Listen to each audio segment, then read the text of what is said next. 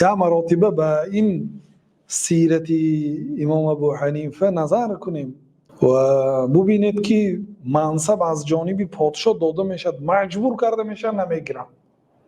پس چی جای آنهایی که پاره و رشوه داده منصب افتای و قضای و امامتی را میگیرید؟ یا مراتبه در تنهایی به خودتان سوال کنید که مگر شما طبق مذهب حنفی کار کرده ایستاده اید؟ مگر رفتار و کردار شما مطابقت به رفتار و کردار امام ابو حنیفه میکند؟ این نقل هم در کتاب سیر و اعلام نبلا آمده است. و قد روی من غیر وجه ان الامام ابو حنیفه ضرب غیر مرة، چندین مراتب زده شدن علی ان یلی القضا، یعنی قاضیگی رو گیر گفته. خب بله پادشاه در مجلسش نزد، لیکن وقتی که زندان شد بعد فرمان داد که زنید، مجبور کنید که قبول کنند. فلم یجیب، اجابت نکردند. اینم در سیر و اعلام نبلا.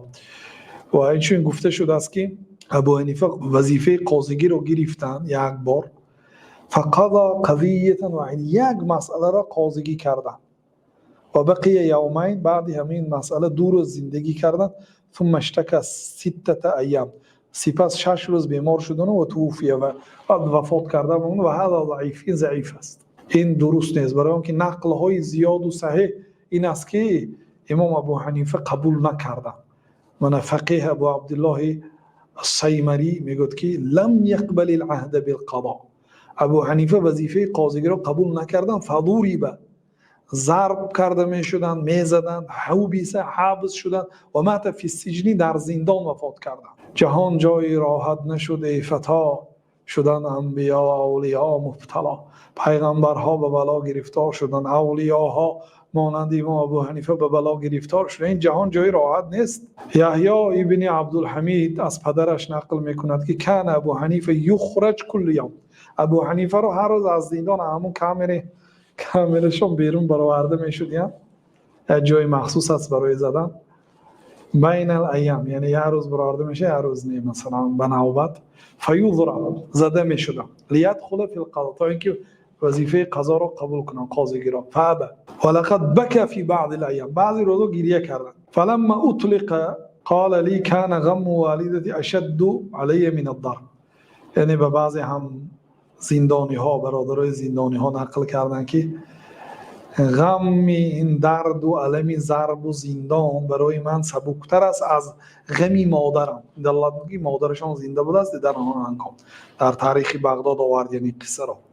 و کان احمد بن حنبل اذا ذکر ذلك بكى و ترحم علی ابی حنیفه. ببینید امام ابو احمد هم زندان شدن و در زندان امام احمد هم ضرب میخوردن، زده میشدن.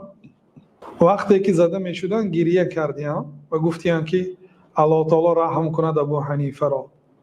یعنی که وقتی که ضرب خوردن ابو حنیفه به خاطرشون آمد که همین ضرب های اونها هم خوردن و به ابو حنیفه ترحم میکردیم، الله تعالی رحمت کند ایشان را. گفته در حق امام ابو حنیفه دعا میکردیم. بنابراین دشمن نیستن امام احمد و شافعی و مالک و ابو حنیفه، اینا همه برادر هستند، دوست هستند، همه عالم هستند، همه ستارگان امت اسلام هستند.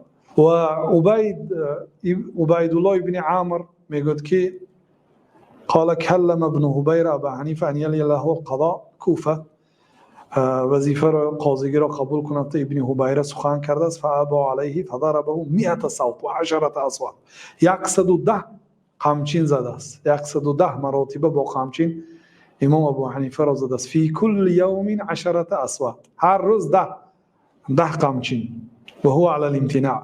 فلما رأى ذلك خلى سبیله، وقتی که این را دید دیگر ترک کرد.